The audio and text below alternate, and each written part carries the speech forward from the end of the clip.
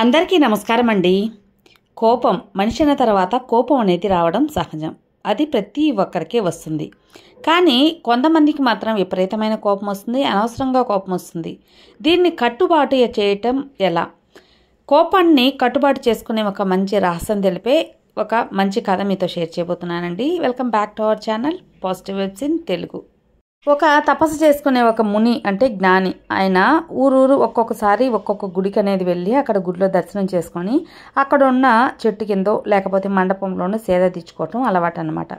అలాగా ఒక గుడికి అనేది వెళ్ళి అక్కడ బాగా అలసిపోయి అక్కడ గుడి పక్కనే ఒక చెట్టు ఉండటంతో బాగా దేవుడి దర్శనం అనేది చేసుకుని ఆ చెట్టు కింద విశ్రాంతి తీసుకోవడానికి కూర్చొని ధ్యానంలో ఉంటాడనమాట. ఆ గుడి పక్కనే అంటే ఆ చెట్టు ఎదురుగానే ఒక పూలంగళ్ళు లైన్గా ఉంటాయి. అక్కడ పూలంగళ్ళతో పాటు అర్చనకి కావాల్సిన సామాన్ అమ్మే వాళ్ళు కూడా ఉంటారనమాట. అందులో ఒక అతన్ని గమనిస్తూ ఉంటాడు ఈ జ్ఞాని. ఆ అతను ఊరికే కోప్పడుతూ ఉంటారు. వాళ్ళ భార్యని అనవసరంగా కోప్పడుతూ ఏంటి ఈ పూలమాల సరిగ్గా పెట్టలేదు అని తిడుతూ ఉంటాడు. అలాగే ఒక ఆవిడ వస్తుందన్నమాట. గుడికి అర్చనకు అని చెప్పి ఒక ఆవిడ వచ్చి అర్చన వస్తువులు అనేది తీసుకొని, నాయన గుడి ఎన్ని గంటల వరకు మూసి ఉంటుంది, ఎన్ని గంటల వరకు తెరిచి ఉంటుంది అని చెప్పగానే అదంతా నాకు తెలీదు, వెళ్ళి లోపలికి వెళ్ళడుగు అని చెప్పి కోప్పడి పాపం ఆ ముసలాంని అరుస్తారనమాట. తర్వాత వాళ్ళ భార్య వచ్చి ఎందుకండి అట్లాగా వచ్చిన కస్టమర్లతో ఇట్లాగా చెప్తారు, అందులో ముసలావిడ తెలిసిన విషయం చెప్పొచ్చు కదా అంటే నీకెందుకు నోరు మూసుకొని నీ పని చూసుకోపని చెప్పి వాళ్ళ భార్య మీద కూడా విపరీతంగా కోప్పడతాడు ఆ వ్యాపారి. తర్వాత అక్కడ అర్చనలకు పెట్టిన అరటిపళ్ళను తీసుకొని వాళ్ళ కొడుకు తింటూ ఉంటాడనమాట. తినటంతోనే ఆ బిడ్డ చేతిలో ఉన్న అరటిపండు పెరుక్కొని ఒక దెబ్బ వేసి అర్చనకి పెట్టిన అరటిపండ్లన్నీ తింటావా, వ్యాపారం ఎట్ట చేయాలి, నీకు బుద్ధి ఉందా, వెళ్ళి లోపలికి అని చెప్పి వాళ్ళ కొడుకుని అన్యాయంగా తిడతాడు. ఇదంతా కూడా చూస్తూ ఉంటాడు ఆ జ్ఞాని ఆ చెట్టు కింద కూర్చొని. అలాగే ఇంత కోపంలో ఉన్న ఆ వ్యాపారికి ఒక హఠాత్తుగా ఒక పరిణామం జరుగుతుంది. ఏంటి అంటే ఒక కారు వచ్చి తప్పైన దారిలో వచ్చేసి నేరుగా ఈ వ్యాపారాన్ని గుద్దేస్తుంది అనమాట. అంటే ఆ అంగన్ని కొంచెం గుద్దుతుంది. అక్కడున్న పూజ సామాన్లు పూలమాలలు అన్నీ కింద పడిపోతాయి. అసలు వ్యాపారికి విపరీతమైన కోపం వస్తుంది. వెంటనే ఎవరు నా అంగడిని కింద వేసింది, ఇంత నష్టం ఎవరు చేశారు అని చెప్పి కోపంతో గడగడని బయటకు వచ్చి చూడగానే అతను ఆ ఊరి జమీందారు. ఆ ఊరు జమీందారు అయ్యేసరికి వెంటనే అతన్ని చూసి సరే సార్ నేను ఎత్తి పెట్టుకుంటాను, మీరు లేచి వెళ్ళండి అని చెప్పి తన కోపాన్ని వెంటనే కంట్రోల్ చేసుకొని అతన్ని కొంచెం సర్దుమెంచి పాపం ఇతనే తన కింద పడ్డ వస్తువులన్నింటినీ ఎత్తి పెట్టుకుంటాడు ఆ వ్యాపారి. ఇది కూడా గమనిస్తాడు ఆ ఋషి. కొద్దిసేపటి తర్వాత ఒక అధికారంతో ఎవరయ్యా ఇక్కడ నాకు పూసామాన్లు కావాలి అని చెప్పి గంభీరమైన ఒక పొగరబోతు ఒక గర్వంతో ఉండే ఒక గొంతు అనేది వినిపిస్తుంది. చాలా కోపం వస్తుంది. ఎవరు నా ఊర్లో నన్ను ఇంత గర్వంగా పిలిచేది, వాళ్ళ సంగతి చూడాలి అని చెప్పి గబగబా బయటకు వస్తాడనమాట. బయటకు రాగానే ఆ వ్యక్తి అరిచిన వ్యక్తి ఎవరంటే ఆ ఊర్లో కట్ట పంచాయతీ చేసే అతను. అంటే ఆ ఊర్లో న్యాయం తీర్పు చెప్తాడు కదా, పెదరాయుడు లాంటి వాడు అనమాట. అతన్ని చూసిగా అయ్యా మీరా రండి తీసుకోండి, మీకేం కావాలో తీసుకోండి అని చెప్పి తన కోపాన్ని అట్లాగే తగ్గించుకొని ఆ కట్ట పంచాయతీ ఆ పెదరాయుడి దగ్గర కొంచెం శాంతంగా అతనికి కావాల్సిన వస్తువులు ఇచ్చి పంపిస్తారనమాట. తర్వాత వాళ్ళ భార్య వచ్చి ఏమండి అన్నం తిందురు రండి అని చెప్పి పిలిచి తీసుకెళ్తుంది. అన్నం పెట్టగానే ఏంది అన్నం ఇన్ని రోజుల నుంచి వంట చేస్తున్నావు, నీకైనా కూరలు చేయటం రావటం లేదు, ఇది అన్నమా అని చెప్పి గిన్నెని తీసుకొని విసిరి కొట్టేస్తాడనమాట. వాళ్ళ భార్య చాలా బాధపడుతుంది. ఎందుకంటే ఇలా చేస్తారు, అన్నాన్ని ఎందుకంటే విసిరేస్తారు, తినచ్చు కదంటే నోరు మూసుకో, నీకు తెలుసా నాకు తెలుసా అని చెప్పి వాళ్ళ భార్యని విపరీతంగా కోపడతాడనమాట. అలాగే అతను నీళ్ళు తెచ్చుకోవడానికి ఎదురుగా పంపు ఉంటుంది. ఆ పంపులో నీళ్ళు పట్టుకోవాలని చెప్పి రోడ్డు దాటబోతుంటే ఒక గుర్రబండి మీద ఒక అతను వచ్చి అతన్ని గుద్దేస్తాడనమాట. గుద్దేసిన వెంటనే అతను కింద పడిపోతాడు. బాలే కోపం వస్తుంది. ఎవరు నన్ను గుద్దింది అని చెప్పి చూడగానే ఆ ఊరి ప్రెసిడెంట్ అయ్యయ్యో సార్ మీరేం చేయద్దు సార్, మీరు వెళ్ళండి, నేను చిన్నగా లేస్తాను, నాకేం దెబ్బ తగలలేదు అని చెప్పి అతని కోపాన్ని తగ్గించుకొని వెంటనే పంపించేస్తాడనమాట. ఇదంతా కూడా ఆ ఋషి చూస్తూ ఉంటాడు. పాపం వాళ్ళ భార్య పరిగెత్తుకుంటా వచ్చి ఏమండి రండి అని చెప్పి చిన్నగా తీసుకుపోతుంటే వాళ్ళ భార్యని మళ్ళీ తిడతాడు. సరిగ్గా పట్టుకోవే, నేను పడిపోతున్నా, సరిగ్గా పట్టుకొని నడిపించే కూడా తెలియదా నీకు, బాధ్యత లేదా అని చెప్పి మళ్ళీ తిరిగి వాళ్ళ భార్య మీద విపరీతమైన కోపం అనేది ఉంటుందన్నమాట. వెంటనే ఆ దగ్గరలోనే ఆ ఋషి కూర్చున్న అరుగు, ఆ చెట్టు కింద అరుగు ఉండటం వల్ల ఆ అరుగు మీదకి తీసుకెళ్ళి ఆయన జ్ఞాని కూడా కొంచెం సహాయం చేస్తాడు. అక్కడ కూర్చోబెట్టిన తర్వాత, అమ్మ నువ్వు కొంచెం ఆ నీళ్ళు అనేది తీసుకురా, ఇతనికి మొహం కడుగుతామని చెప్పి నీళ్ళు తెచ్చి ఇచ్చిన తర్వాత కడిగి కాసేపు విశ్రాంతి తీసుకొని ఆయన అని చెప్తాడు.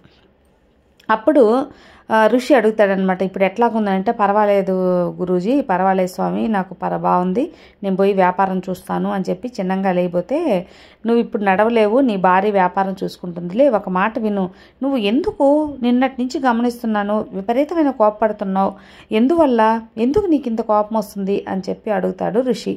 అప్పుడు ఆ వ్యాపారి చెప్తాడు, అవును గురూజీ, నాకు విపరీతమైన కోపం వస్తుంది, నా కోపాన్ని తగ్గించుకోవాలనుకుంటున్నాను, ఎలాగో తెలియటం లేదు, నా కోపాన్ని కంట్రోల్ చేయటం నా వల్ల కావటం లేదు, దీనికి ఏదైనా ఉపాయం ఉంటే చెప్పండి గురూజీ అని చెప్పి మళ్ళీ అమాయకంగా అడుగుతాడు ఆ వ్యాపారి ఋషిని. అప్పుడు ఋషి చెప్తాడు, ఏంటి, నీకు కోపాన్ని కంట్రోల్ చేసుకొని శక్తి లేదా, నువ్వు కట్టుబాటు చేసుకోలేకపోతున్నావా, ఇది నేను నమ్మాలా, అదేం లేదే, నిన్న ఆ గుడికి వచ్చిన ఒక పెద్ద ఆమెని కసిరావు, అలాగే నీ భార్యని అనవసరంగా కోపడ్డావు, చిన్నపిల్లాడు ఏదో ఒక అరటిపండు తిన్నాడని వాడిని దబాదబా బాది ఆ అరటిపండు పేర్కొన్నావు, అంత కోపంలో ఉన్నవాడివి ఎవరో వచ్చి నీ అంగడిని గుద్దేస్తే అది ఈ ఊరు జమీందారు అని తెలిసి నీ కోపాన్ని అంతా అక్కడే కంట్రోల్ చేసుకొని అతని ముందు నవ్వుతూ వెళ్ళిపోయావు. అలాగే ఒక గర్వంగా నిన్ను అధికారపూర్వకంగా ఒక అతను పిలిచినప్పుడు కోపంతో బయటకు వచ్చి చూసి ఆ ఊరు పెదరాయడని చెప్పి తెలిసి అప్పుడు నీ కోపాన్ని కంట్రోల్ చేసుకున్నావు. తర్వాత నిన్ను గుద్దబోయే ఆ ఎద్దుల బండితో, ఆ గుర్ర బండితో గుద్దబోయాడు, అతని మీద కూడా కోపం వచ్చింది, కానీ ఈ ఊరి ప్రెసిడెంట్ అని తెలవగానే నీ కోపం అంతా చల్లారిపోయి నీ కోపాన్ని కంట్రోల్ చేసుకున్నావు. కానీ మళ్ళీ తిరిగి భార్యే సహాయం చేయబోతే భార్యని మళ్ళీ తిట్టావు. అంటే నీకంటే అధికారంలో, డబ్బులో, వయసులో అన్నిట్లో నీకంటే ఎక్కువగా ఉన్న వాళ్ళ దగ్గర నువ్వు కంట్రోల్ చేసుకుంటున్నావు.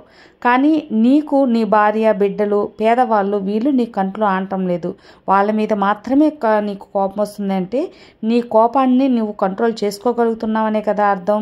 ఎందుకు పేదవాళ్ళ మీద మాత్రం కోపం, నీకంటే తక్కువ వాళ్ళ మాత్రం కోపం, డబ్బున్న వాళ్ళంటే భయమా, లేకపోతే ఏంటి, వాళ్ళ మీద ఎందుకు కోపం రాదు అని బాగా అడుగుతాడనమాట ఆ ఋషి. అప్పుడు అర్థం చేసుకుంటాడు, సిగ్గుతో తల వంచుకుంటాడు ఆ వ్యాపారి. ఇంకా అలాగ చేయను గురూజీ అనగానే, నాయనా నీ భార్య నువ్వు పడిపోగానే వచ్చి లేవదీసింది, అదే ఈ ఊరు ప్రెసిడెంట్ వచ్చి నిన్ను లేవదీయలేదు.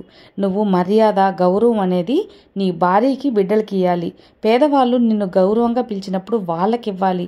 అధికారపూర్వకంగా పిలిచిన వాళ్ళకి గౌరవం ఇచ్చినా కూడా నీ వాళ్ళని నువ్వు గౌరవించకపోతే ఎలాగ చెప్పు, వాళ్ళ మీద కోప్పడి ఏం ప్రయోజనం, నీ అన్న వాళ్ళు నీకు ఎప్పుడూ తోడుంటారు, కాబట్టి వాళ్ళ మీద కోపం అనేది తెచ్చుకోకూడదు అని చెప్పి బుద్ధి మాటలు చెప్తాడు ఋషి. అప్పుడు తన సిగ్గుతో తల వంచుకొని, ఇంక నుంచి అలా చేయను, అనవసరంగా కోపం తెచ్చుకొని గురూజీ అని చెప్పి వెళ్ళిపోతాడనమాట. ఇదే విధంగా మనలో కూడా చాలామంది అండి అనవసరంగా మన ఇంట్లో భార్యను, బిడ్డలను, అమ్మను, మన ఇంట్లో వాళ్ళని అనవసరంగా తిట్టేస్తూ ఉంటాం. మన స్నేహితులు పడుతున్నారు కదని స్నేహితుల్ని తిడుతూ ఉంటాం. కానీ ఎందుకు అలా? కొంచెం వేరే వాళ్ళని తిట్టడానికి ధైర్యం ఎందుకు రాదు అంటే వాళ్ళు ఊరుకోరు కాబట్టి, మన వాళ్ళంటే ఊరుకుంటారు కాబట్టి. ఈ విషయాన్ని ప్రతి ఒక్కరు కూడా మార్చుకోవాలండి. కోపం అనేది మన కట్టుబాటులో ఉండాలి. అది ఎప్పుడు రావాలి, ఎప్పుడు వెళ్ళాలి అనే దాని మీద కూడా, ఎవరిని గౌరవించాలి, ఎవరిని మీద కోప్పడాలి, ఏ సందర్భంలో కోప్పడాలి అనేది కూడా చాలా అవసరం. కాబట్టి కోపం అనేది చిన్న చితక మీద చూపించినంత మాత్రాన పెద్దవాళ్ళ మీద కోపం అనేది చూపించకూడదు. అది మర్యాద అనుకోవడం కంటే కూడా కోపం అనేది ఎప్పుడు కూడా మన కంట్రోల్లో ఉండాలి. మన కోపం అవతల వాళ్ళు ఎందుకు భరించాలి అనే విషయాన్ని మనం గమనించుకున్నామంటే తప్పకుండా మన కోపాన్ని మనం కంట్రోల్ చేసుకోగలం. కోపం అనేది తన కోపమే తనకు శత్రువు అంటారు కదా, మన కోపమే మనకు శత్రువు అండి. ఎప్పుడు కూడా మన కోపం వల్ల మనకు ఎక్కువ బీపీ రావటం, ఈ షుగర్లు, ఎన్నెన్నో ఒక జబ్బులనే వచ్చేస్తూ ఉంటాయన్నమాట. కాబట్టి కోపం తగ్గించుకొని మనసు ప్రశాంతంగా ఉంటే మన ఆరోగ్యం కూడా బాగుంటుంది. సో కోపాన్ని తగ్గించుకోండి, ఆరోగ్యంగా ఉండండి.